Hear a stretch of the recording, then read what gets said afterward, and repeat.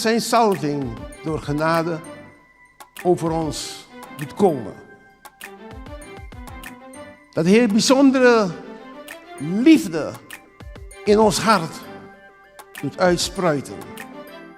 En dan zie ik hoe belangrijk het is dat het evangelie van Jezus Christus verkondigd wordt. Dat is heel belangrijk. Want hij is de laatste hoop van deze wereld. Hij is bij machten om dat te doen. Dank u, Heer. Dan moeten wij ons laten leiden door Gods geest. Dat zijn wil in ons leven gebeurt. Dat we openstaan voor de wil van de Heer. Ik weet hoe het nu werkt. Dat mensen nemen de plaats van de Heilige Geest in.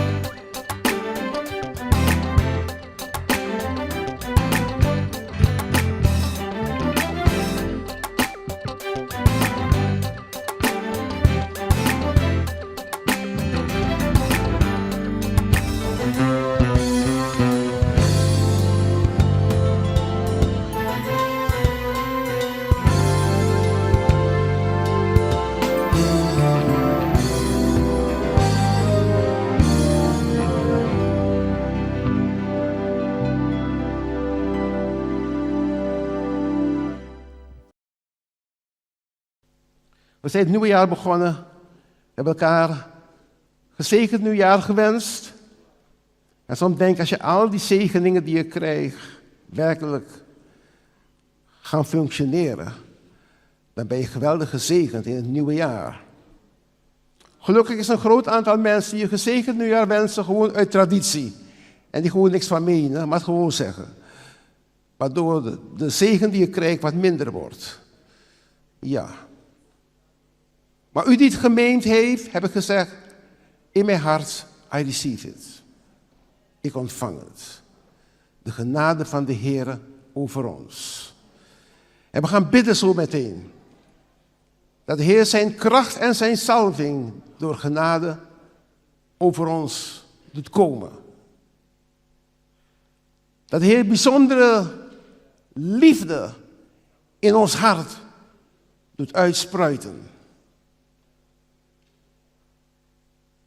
En die grote liefde die we hebben, is de liefde voor onze heiland, voor God. Boven alles gaat de liefde voor God. Maar vergeet niet de liefde voor elkaar. Niet waar mijn oudste vriend, eerste vriend, oudste vriend, die in de kerk zit, Ewald, even staan. Mijn oudste vriend, eerste vriend, Ewald Lynch. Geef een applaus ook. Amen. Hij zit braaf naast zijn vrouw. En zo hoort het ook. Naast Ursula.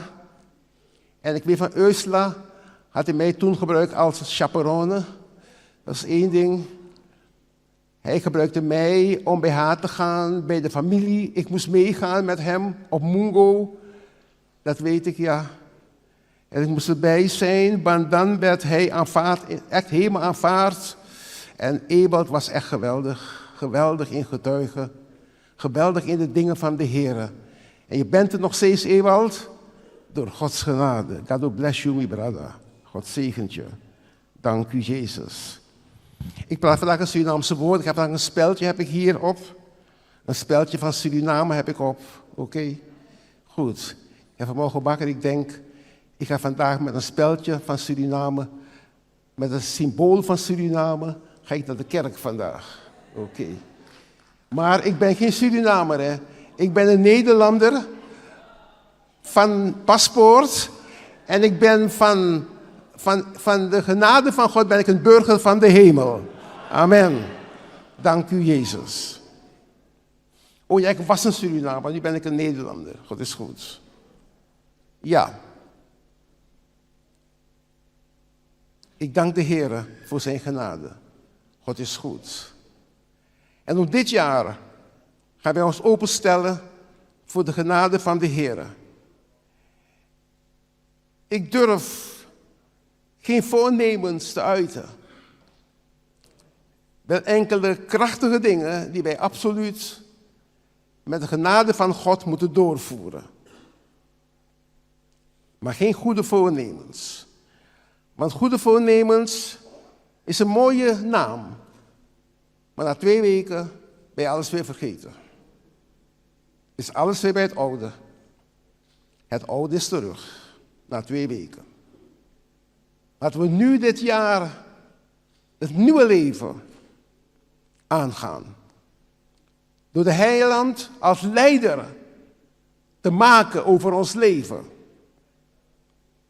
Dat wat wij doen, wat wij ondernemen, wij overleg met de Heer plegen. Hem toestemming vragen. Hem een openbaring vragen. Hem een bevestiging vragen.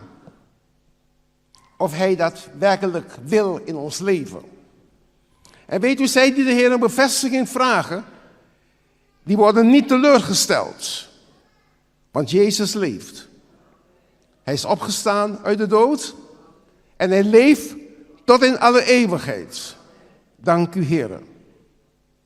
En daar richten wij ons op. Bij alle dingen. Als toen ik met Eveline Jamila trouwde. Ja. Heb ik voor ik ging trouwen, heb ik de Heer nog gevraagd. Heer, is zij de vrouw waarmee ik trouwen moet? En ik heb de Heer bevestiging op bevestiging gevraagd. En ik ben bevestigd. Alleen mijn komst naar Nederland heb ik uit angst dat de Heer me zou terugfluiten niet gevraagd. Ik moest hier komen om met Eveline te kunnen trouwen. Maar ik was zo in de bediening als evangelist, als prediker in Suriname. Ik had gemeentes gesticht. Op moeilijke plekken. En elke week ging ik daar prediken. En toen kwam in mijn hart de roep naar een vrouw, naar mijn vrouw Eveline. En om haar te bereiken, moest ik Suriname verlaten. En ik dacht, met mijn bekrompen verstand, de Heer gaat mij daartoe geen toestemming geven. Dus ik zei, Heer, ik ga. Ik ga u niet vragen wat ik moet doen. Ik ga. We zien wel, enzovoort. Ik ga niet meer prediken. Het feit dat ik ga naar Nederland, zonder uw goedkeuring te vragen, terwijl die goedkeuring gegeven had, maar ik wist het niet. Dan stop ik met prediken. Heer, ik heb voor u 7 jaren lang gediend. Ik heb zoveel bereikt. Ik heb honderden bereikt met evangelie in die 7 jaren. Nu is genoeg, zei ik aan de Heer. Ik stop ermee. Ik ga naar Nederland. Ik ga een kerk bezoeken. Ik word een gewone kerklid. Maar bovenal, ik ga met Eveline trouwen. Maar toen ik hier was, sprak de Heer opnieuw tot mij. Wil je met haar trouwen? Dan moet je toestemming vragen van haar vader. En haar vader had mij in Suriname afgewezen. Hij is naar Nederland gekomen, maar afgewezen. Oké. Maar die liefde voor haar bleef. Bleef. Altijd gebleven. Is geen dag vervaagd. En toen ik hier kwam, nam ik die stoute schoenen en ik ging mijn schoonvader, nu bij de Heer, ging ik opnieuw vragen. Mag ik een relatie met uw dochter hebben? Hij keek me aan waar hij mij vroeger afgewezen had. We zaten alleen in de kamer toen ik daar kwam in dat huis. Iedereen ging naar buiten. Mijn schoonmoeder als eerste. Mami, je bent nu 97 jaar, je hoort me. Jij was de eerste die buiten was. En alle anderen deden dat. Oké. Een broeder uit Suriname belt me op. Maar hij moet wachten. Het is een pastor, ja. Hij ging en allemaal gingen buiten. Evelien ook.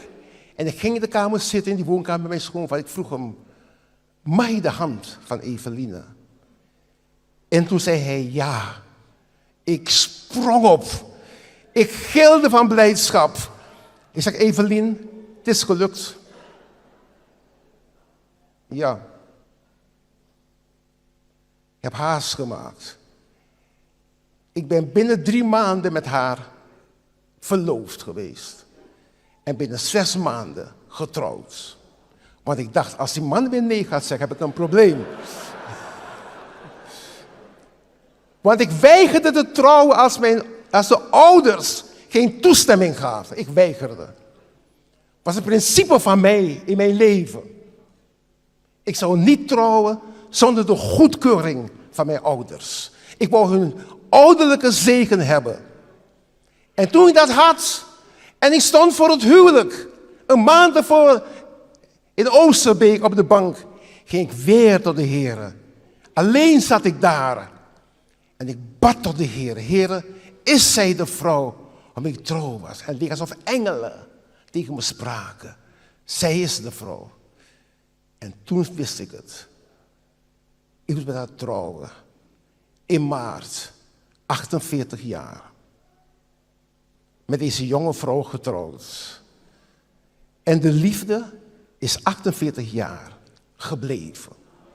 Ik hou nog net zoveel van haar als ik van haar hield toen ik met haar trouwde. Nog net zoveel.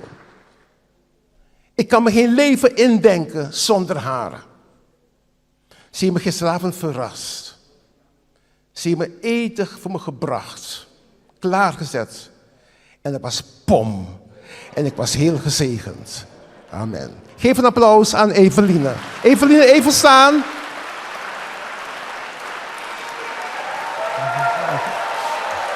Amen. God zegen. Dank u, Jezus. Ik kan heel veel over ons leven schrijven, over haar schrijven. Ik kan veel over ons verkering schrijven. Ik was gekke, als een gekke. Heb ik brieven geschreven naar haar toen ik in Suriname was. Zij was hier. Elke dag stuurde ik 1 brief. Ik had geen antwoord, maar elke dag stuurde ik een brief naar Nederland voor haar. Ik heb liedjes gecomponeerd voor haar. Melodieën heb ik geleend van beroemde zangers. Lofliederen geleend met mijn eigen woorden. Ik heb uit Hooglied heb ik prachtige woorden geleend om te schrijven. Om mijn liefde aan haar te betuigen. Oh boy, I was a lover. Amen. And I am a lover still. Dank u, Jezus. Maar nu, de geestelijke kant. Belangrijk vind ik voor dit jaar, voor ik ga preken, vind ik voor dit jaar dat wij gelovigen, jong en oud, gaan opleiden om nieuwbekeerden op te vangen, te coachen. En ik ga heel veel leren van de jonge mensen die dat al doen en succes hebben. Ik ga daarvan leren. Ik ga zelf 1 van hen daarbij aanstellen met nog een andere persoon om dit te gaan coördineren. Ik ben onder de indruk van hoe de jonge mensen dat doen. Die onder leiding van John Hofwijks werken enzovoort. Maar nu niet meer voor jonge mensen, zetten die service. Maar toen voor de jonge mensen hebben ze dat opgesteld. Oké. Dat is het wat ik durf te vertellen voor dit jaar. De genade van God over 2023. Dat de Heilige Geest door zijn genade iets krachtig gaat doen. Dank u, Jezus. En tot mijn schrik lees ik dat de president van Colombia, hij vanmorgen voor ik hier kwam, gelezen. heeft een staking vurige gesloten met 5 gewapende groepen. Waaronder drugsbenden. En dat drong tot mij door hoe groot de macht van de drugsbaronnen is.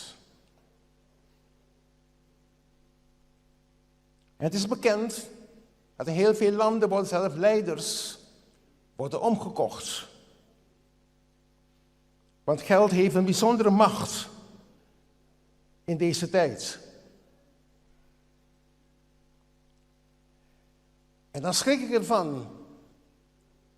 En dan zie ik hoe belangrijk het is dat het evangelie van Jezus Christus verkondigd wordt. Dat is heel belangrijk. Want hij is de laatste hoop van deze wereld. Hij is bij machten om dat te doen. Dank u, Heer. Ja. En meer dan ooit is het geloof in mij bekrachtigd. Dat de Heiland de komende tijden grote dingen gaat doen. Dat meer mensen bereikt zullen worden. Maar niet de Heer gaat uit de hemel komen om de mensen te bereiken. Natuurlijk heeft hij de Heilige Geest gegeven in zijn plaats. Maar hij wil zijn kinderen, zijn gemeente gebruiken om als zielenwinners te zijn in zijn koninkrijk.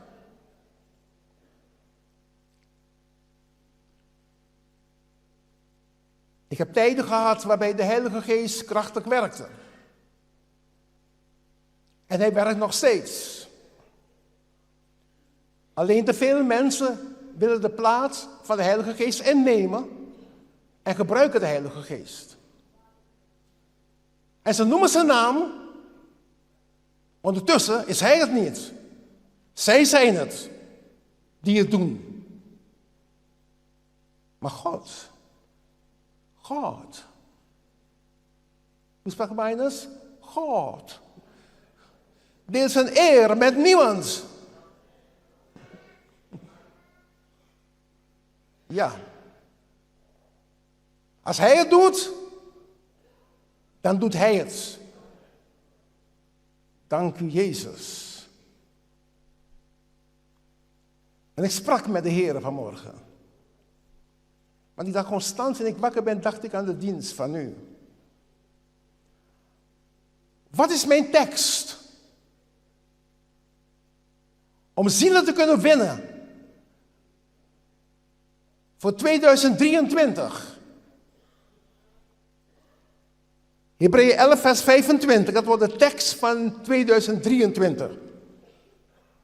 Wij moeten onze eigen bijeenkomsten niet verzuimen, zoals sommigen dat gewoon zijn. Maar elkaar aansporen en dat des te meer naarmate hij de dag ziet naderen. Dat wordt mijn tekst voor 2023.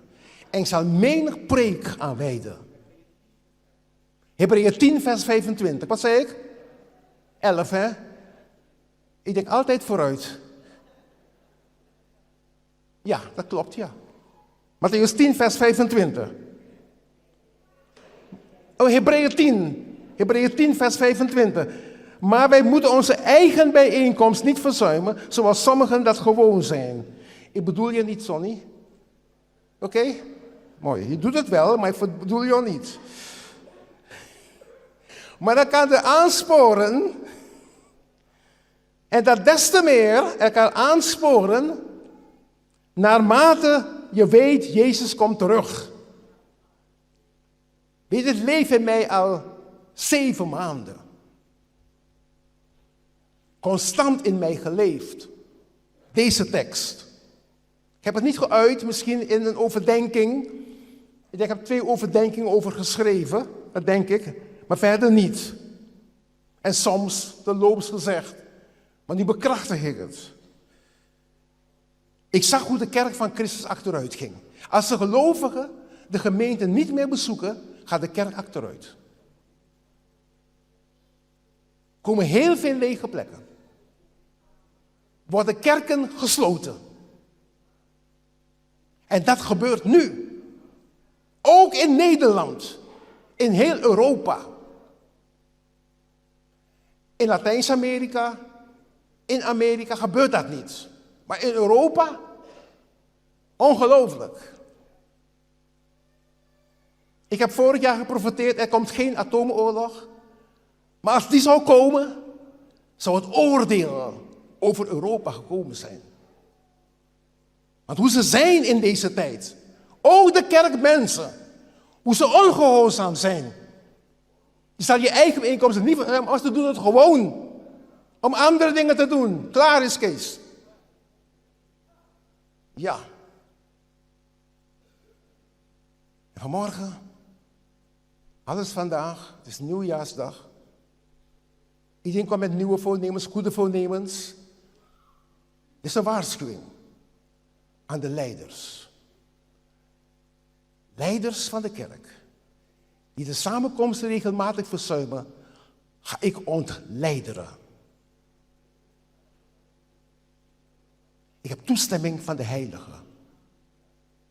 Leiders van de kerk, die de samenkomsten zonder reden verzuimen, haal ik weg als leiders. Want de leiders in de kerk, die zijn door de Heer aangesteld om mij te ondersteunen. Zijn in de ondersteunende bediening. Om de voorganger, noem een apostel, noem een pastor, noem een profeet, hoe je wil, maakt niet uit. Noem een broeder, maar geen zuster.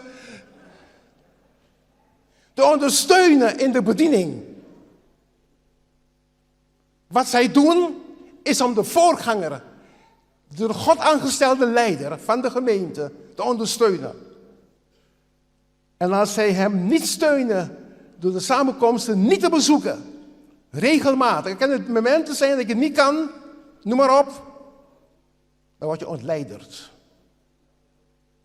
Dat is een profetie die ik uitspreek. Je kan niet alleen komen in de kerk. Wanneer je iets moet doen. Heb je niets te doen, dan kom je niet. Wat is dat? In welke tijd leven wij? Wat is dat? Kom je de samenkomst om iets te doen? Of kom je de samenkomst om God te prijzen, te eren, te loven, te dansen, te verhogen, te aanbidden? Waar komen we voor in de kerk? Daar komen we voor in de kerk. Niet om iets te doen. Ik heb niets te doen vandaag, dus ik blijf thuis. Je bent niet waardig een leider te zijn in het koninkrijk van God. Dat is een regel in Gods koninkrijk. Dank u, Jezus. En de Heilige Geest spreekt. Sommigen denken aan de Heilige Geest alleen maar aan kracht. Kracht. Maar de Heilige Geest heeft kracht, maar is geen kracht. Oké. De Heer sprak in hem als persoon in Johannes 16. Ja. Als hij komt, zal hij de weg wijzen tot de volle waarheid. Als hij komt, ja, zal hij de wereld overtuigen van zonde, van gerechtigheid en oordeel. 8 keren wordt hij genoemd. En hij is een persoon. Daar wij weten dat de Heilige Geest levend is. Hij is in de plaats van de Heer gestuurd. De Heer was op aarde met zijn discipelen. En toen zou hij weggaan. Hij zou zijn taak volbrengen. Hij zou naar zijn vader gaan. Toen zei hij, ik ga de vader bidden. om een andere trooster in mijn plaats te sturen. Dat is die Parakleet. Dat is de Heilige Geest. Die altijd bij je zal zijn. En als hij komt, dan gaat u wijzen de dingen van zijn koninkrijk. Dank u, Jezus. Dank heb de gewoonte. Als ik de Bijbel lees, geïnspireerd door de Heilige Geest, laat ik in de eerste plaats God tot mij persoonlijk spreken. Maar omdat ik voorganger ben, dan moet ik ook luisteren wat de Geest door het woord tot de gemeente spreekt. Maar mijn persoon is belangrijk. Wil ik een gezegende voorganger blijven, in de tijd die ik nog heb van Gods genade, en iedereen heeft een bepaalde tijd van de Heer gekregen, ja, dan moeten wij ons laten leiden door Gods Geest. Dat zijn wil in ons leven gebeurt. Dat we openstaan voor de wil van de Heer. Ik weet hoe het nu werkt. Dat mensen nemen de plaats van de Heilige Geest in en doen wat ze willen. Ik heb net beleden aan de Heer mijn fout bij de aanstelling van leiders. Ik heb niet genoeg gebeden. Terwijl ik wist hoe het was. Maar dan nog moeten we ons leven blijven openstellen voor de Heer. Dat het woord tot ons persoonlijk spreekt. Ja. Daar heb ik houden van onder het woord te komen. Als ik naar een plaats ga waar samenkomsten en conferenties zijn, dan open ik mijn hart om het woord te horen.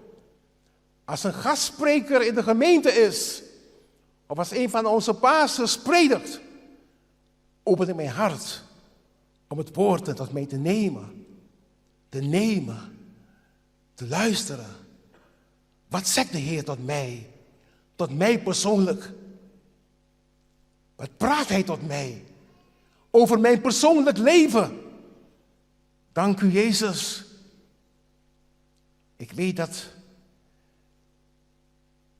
de profetenbediening, het kan van de Heer zijn, is in deze tijd enigszins veranderd. Laat me het voorzichtig uitdrukken.